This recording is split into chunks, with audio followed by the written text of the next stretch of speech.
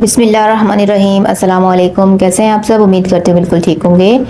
आज हम बना रहे हैं बहुत ही मज़ेदार से बकरीद स्पेशल में बना रहे हैं गोला कबाब। बहुत ही आसान सा तरीका आपके साथ शेयर करने वाली हूँ कि गोला कबाब को किस तरीके से जूसी बनाएंगे। रेस्टोरेंट वाले कौन सा इसमें ऐसा मसाला यूज़ करते हैं जिससे ये कबाब बनते हैं इतने टेस्टी और इतने जूसी, बगैर टेंडराइजिंग के आज हम बना रहे हैं ये ज़बरदस्त से सॉफ्ट और जूसी से गोला कबाब। तो इसलिए बिना स्किप किए आज की वीडियो एंड तक देखिएगा और चैनल पर नए हैं तो सब्सक्राइब भी ज़रूर करते हुए जाइएगा। तो वीडियो को बिल्कुल भी स्किप मत कीजिएगा क्योंकि स्पेशल से वीडियो है, बिल्कुल भी एक भी स्टेप आप मिस मत कीजिएगा। अब यहाँ पर ये देख लेते हैं, यहाँ कीमा है मेरे पास, हाफ के-जी मैंने कीमा ले लिया है और ये कीमा मैंने अपने घर में ही बनाया है।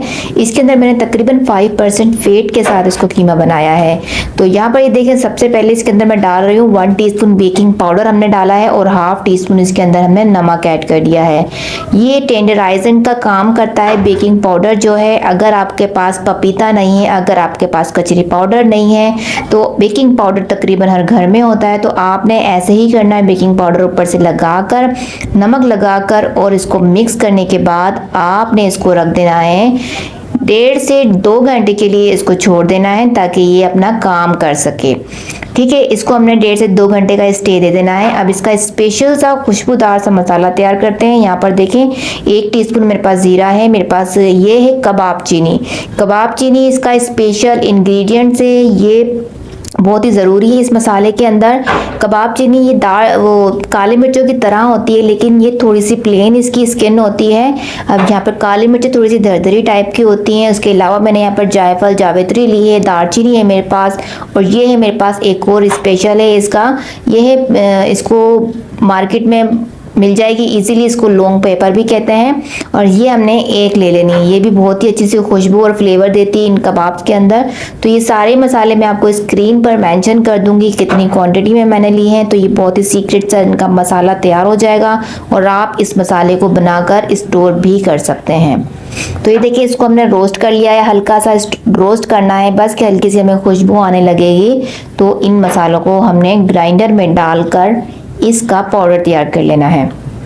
ठीक है, ये भी हो गया और अब इसका मैं पाउडर तैयार कर लेती हूँ। उसके बाद इसके अंदर कौन से मसाले जाएंगे वो भी मैं आपको बताती हूँ, तो साथ साथ रहिएगा बिल्कुल।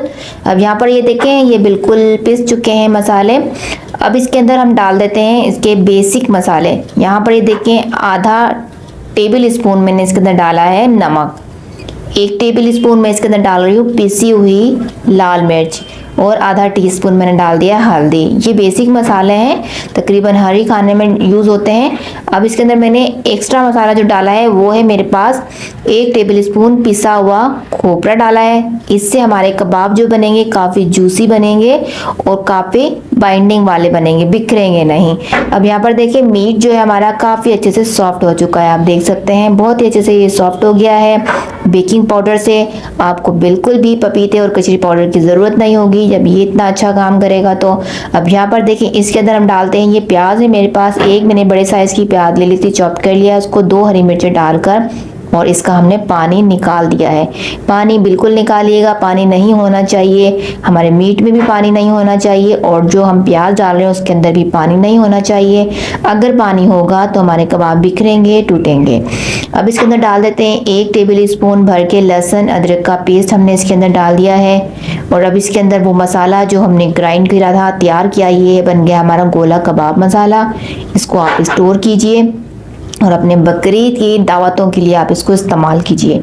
यहाँ पर 3 टेबल स्पून भर के मैंने उस मसाले के ऐड कर दिए हैं और इसके बाद इसको हमने मिक्स कर लेना है अच्छे से। अब इसको हमने फैट इसके अंदर हमारे पास कम था इसलिए हम यहाँ पर यूज़ कर रहे हैं घी का।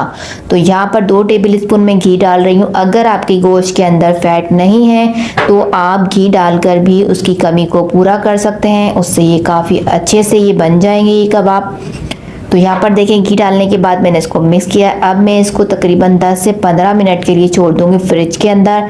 फ्रिज में रखने से ये कबाब हमारे इजीली शेप में आ जाएंगे। अब यहाँ पर ये देखें, फ्रिज में रख दिया था मैंने इसको 10 मिनट के लिए। अब आप देख सकते हैं इसको कितना अच्छा सा इसका टेक्सचर हो गया है और अपने आप ही कबाब की शेप बन रही है, ठहर रहे हैं, ये बिल्कुल भी नहीं बिखर रहा है।